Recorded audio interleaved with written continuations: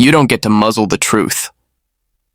That's the energy Jasmine Crockett brought to the moment, and it resonated like a lightning bolt through the room. The issue on the table wasn't just numbers or policy jargon, it was the very real suffering of Americans under the crushing weight of prescription drug costs. Crockett didn't come to play games. She came with purpose, with clarity, and with a refusal to let anyone derail the urgent conversation about the corporate greed that has hijacked healthcare in this country. When she began speaking, it wasn't just a speech. It was a call to conscience. Her voice carried the frustration of millions who've had to decide between filling a prescription and buying groceries. She wasn't going to let the moment be deflected or drowned out by empty rhetoric. She came armed with truth. And when that truth made people uncomfortable, she didn't back down. She leaned in harder. What made her delivery so powerful was that it wasn't about grandstanding. It was about representation. She didn't raise her voice for the sake of attention. She raised it because the people she represents don't always have one in those rooms.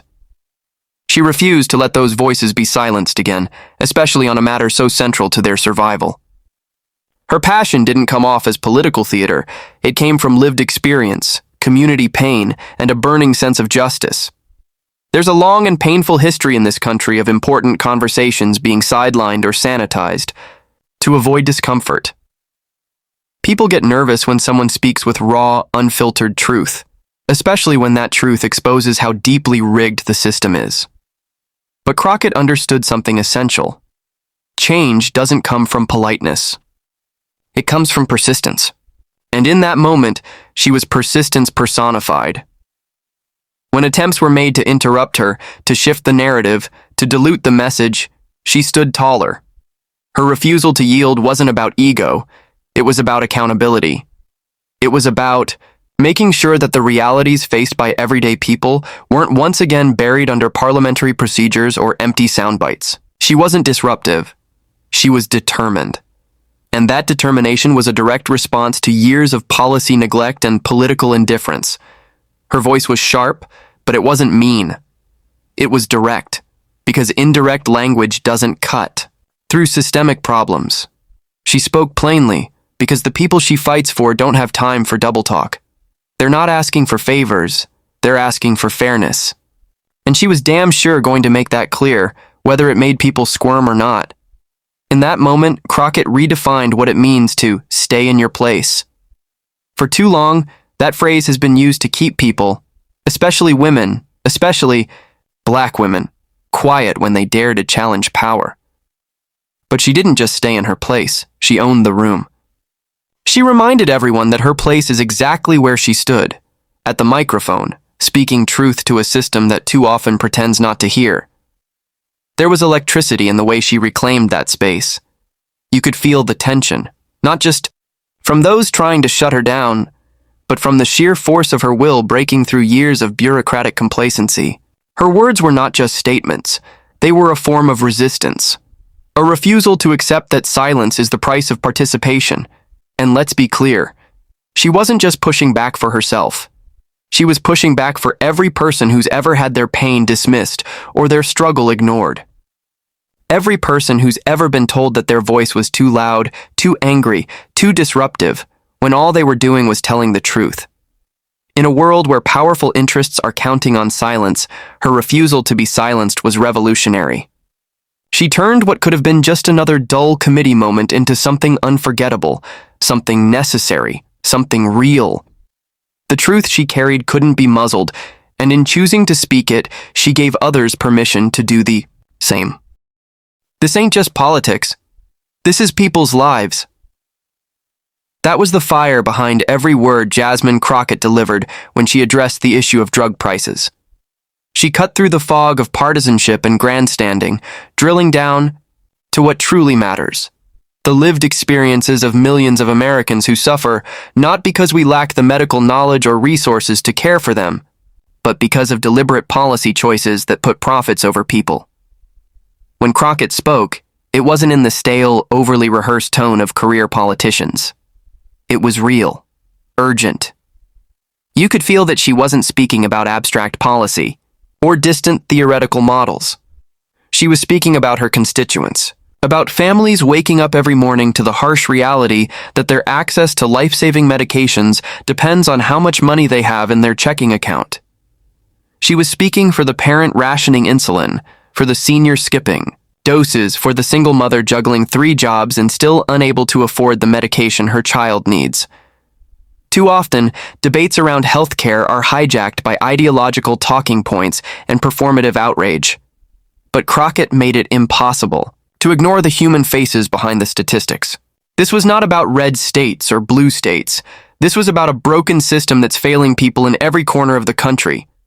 And she wasn't about to let anyone twist this into a political chess match. She made it clear. This isn't a game. The stakes are too high. In her voice was the pain of communities who have long been left behind by a healthcare system designed to enrich a few while denying many. She spoke with clarity about how drug pricing isn't just a pocketbook issue, it's a moral crisis. A society that lets the sick go untreated while billion-dollar pharmaceutical companies rake in record profits is a society in need of a serious reckoning. And Crockett wasn't there to be polite about it. She was there to demand change. There's a strength that comes from knowing you speak for people who rarely get the chance to be heard. That strength powered every sentence. She wasn't begging for attention. She was commanding it because she knew the stories she carried deserved to be front and center. And in that moment, she held the room accountable. No one could pretend this was just another committee meeting. No one could pretend this was business as usual. The courage it takes to speak truth in those spaces, where decorum often means staying quiet while injustice goes unchecked, shouldn't be underestimated. Crockett didn't shrink herself to fit the mold. She expanded the moment to fit the truth. And the truth is, Americans are dying not from a lack of science, but from a lack of political will. That truth deserved to be said, loudly, unapologetically, and without interruption. She connected the dots clearly. This wasn't just about what's happening in Washington. This was about what's happening at pharmacy counters, kitchen tables, emergency rooms. It's about the ripple effect of one unaffordable prescription. A missed dose turns into a hospital visit turns into debt, and debt turns into a lifetime of economic insecurity. All because a pill that costs pennies to make is priced like luxury real estate. And while others in the room may have wanted to reduce this crisis to numbers on a chart, Crockett reminded everyone that behind every number is a name, a face, a story. She didn't just demand action, she demanded empathy. That's a rare thing in spaces dominated by cold calculation. But it's exactly what this fight needs.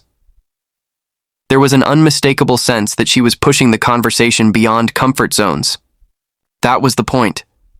Because comfort is a luxury the people she represents can't afford. They don't get to opt out of this crisis. They live it every day. And she brought their urgency with her, made it impossible to ignore. Every interruption, every dismissive glance, she met it with more resolve. Because she knew the goal wasn't to win a debate, it was to tell the truth. A truth that too many are too afraid to say. The system is not just broken, it's rigged, and no one should have to beg for medicine in the richest country on earth. Receipts, baby. She brought them. Jasmine Crockett didn't just step into that room with passion. She stepped in with proof. In a political landscape where too many rely on sound bites and vague generalities, she brought the one thing that cuts through all the noise. Evidence, hard facts, documented reality. And she delivered it with the confidence of someone who knows she's standing on solid ground. It wasn't enough for her to say that the system is broken. She showed it. With reports, with data, with detailed examples of pharmaceutical companies, raking in massive profits while patients suffer. She laid it all out in black and white. No fluff, no filler. Just the receipts. Every dollar of CEO bonuses, every chart showing skyrocketing drug prices, every statistic detailing how Americans pay more for medication than any other country on earth. It was all there. And it was undeniable. That's what made her presence so powerful. She didn't rely on emotional appeals alone, even though the topic is deeply emotional. She did the work. She brought the research. She did what every lawmaker should do before speaking. She prepared, and she prepared with purpose. There was no guesswork in her words. There was accuracy. She wasn't offering an opinion. She was issuing a reality check. You could tell from the way she delivered her points that she'd seen the receipts before, and that she'd lived with the consequences of what those receipts represent. This wasn't just about numbers to her. The reports and statistics she shared weren't theoretical. They were connected to real people. Each data point represented someone struggling, someone making impossible choices. And that's what made her arguments so sharp. They were anchored in both evidence and empathy. When others try to sweep the issue under the rug, pretending that the system works just fine, she brought receipts that tore that lie to pieces. She highlighted how drugs developed with public funding end up priced out of reach for the very public that paid for them. She showed how executive compensation in the pharmaceutical industry climbs higher and higher while patients are crushed under the cost of their prescriptions. These weren't emotional claims, they were verifiable truths. And she didn't just rely on one or two flashy facts. She came with a full body of proof. Legislative records, industry earnings reports, consumer data, every layer of the crisis was backed up. She came to expose a pattern, not just a problem. And she did it with precision. For every attempt to dismiss or deflect, she had a counterpunch of evidence ready to go. She knew the tactics, and she was already 10 steps ahead, in nigh. An environment where misinformation can spread faster than the truth. Her approach was refreshing and necessary. Because when someone comes prepared, it's not just impressive, it's powerful. It shuts down spin, it corners denial, it forces the conversation to stay grounded in reality. And that's what she did. She refused to let the facts be twisted or ignored. Even when interruptions came, even when the temperature in the room rose, she kept her focus locked in. She had the facts in front of her and the fire behind her. Her delivery was assertive, yes, but more than that, it was surgical. She dismantled the talking points and replaced them with truth, line by line, report by report, page by page. That kind of preparation doesn't happen overnight. It's the product of deep engagement, of caring enough to dig into the details that others gloss over. And it's what makes her voice in these conversations so crucial. Because while others may rely on recycled rhetoric, she came armed with the receipts, and that changed the entire tone of the discussion. In moments like this, credibility matters. Facts matter. And Crockett proved that you can't argue with a well-researched case delivered with conviction. Her facts were not just paper armor. They were steel. And when deployed with her level of energy and clarity, they became undeniable. She wasn't just speaking truth to power, she was proving it step by step with every word and every receipt in hand. The voice of the people just got louder, and Jasmine Crockett made sure of that. In a setting where voices like hers are often expected to stay within polite, pre-approved boundaries, she did the exact opposite. She amplified what too many in power try to ignore. The righteous frustration of everyday Americans who are fed up with a system that constantly asks them to sacrifice while protecting corporate greed. Her refusal to shrink in that moment wasn't just about personal conviction. It was about collective empowerment. Crockett wasn't just speaking for herself. She was channeling a much larger truth. She represented people who never get a microphone. People whose pain doesn't trend, whose stories don't make the evening news. She spoke with the urgency of someone who understands that silence doesn't protect the vulnerable, it protects the powerful. And she wasn't about to let that dynamic go unchallenged. Her voice, unwavering and sharp, became a vessel for those who've been conditioned to believe their experiences don't matter in the halls of Congress. She made clear that speaking out isn't disrespect, it's necessary.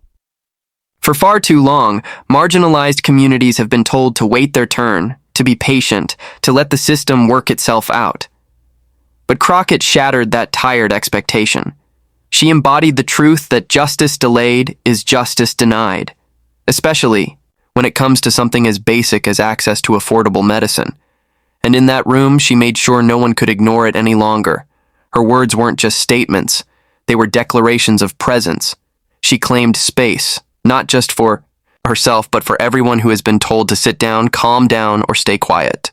Every sentence she spoke was layered with the weight of generations who've demanded justice and been told to lower their voices. But she didn't lower hers, she raised it. And in doing so, she gave permission to others watching, especially young women of color, to do the same. There was power in her tone, yes, but there was also deep intentionality. She wasn't loud for the sake of performance. She was forceful because the stakes demanded it. When people are dying because they can't afford the medication they need, what tone should one use? When families are buried in medical debt, how exactly is one supposed to sound? She brought urgency because the moment required it, and because people in pain don't have time for careful politics. Her presence reminded everyone that democracy isn't supposed to be neat or quiet. It's supposed to be honest. It's supposed to reflect the people it serves, not just the ones with power and polish. Crockett brought that authenticity in full force, and in doing so, she disrupted the comfort of those who are too used to dominating the conversation. She didn't ask for the room's permission. She took her place at the table, and she made it clear she wasn't leaving. You could feel the shift in the room, the discomfort, the resistance, but also the resonance. Because when someone speaks like that, when they bring the full weight of truth and lived experience to a space that prefers polite detachment, something changes. People lean in. People listen. Even the ones who want to dismiss her are forced to reckon with the fact that she will not be ignored. And it's not just about what she said, it's about what it represents. It represents a crack in the wall that separates the elite from the everyday. It represents a refusal to play by rules that were never written to protect the vulnerable. It represents a growing movement of voices who are done asking and ready to demand. Crockett wasn't there to make anyone comfortable. She was there to make change. And she understood that sometimes the first step to justice is making noise that cannot be silenced.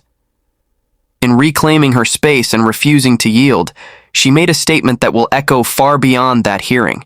She showed that representation isn't just about being in the room. It's about being heard in the room, fully, fiercely, unapologetically. And once that kind of voice is unleashed, it doesn't go back to quiet. It gets louder. It multiplies. It challenges. And it changes everything. Jasmine Crockett's voice didn't just rise in that room. It rippled far beyond it. In a moment that could have passed as just another tense exchange in a political hearing, she transformed it into something much more. A rallying cry. A refusal to accept silence as the price for participation, and a declaration that the voices of everyday people belong at the center of the national conversation.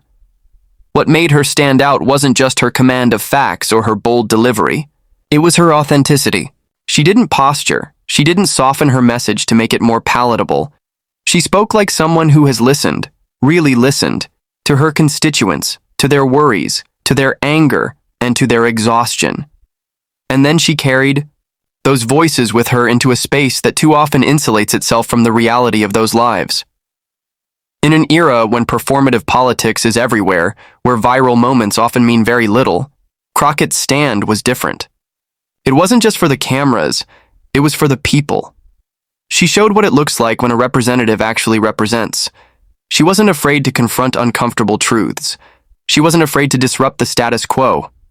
And most importantly, she wasn't afraid to be fully herself while doing it.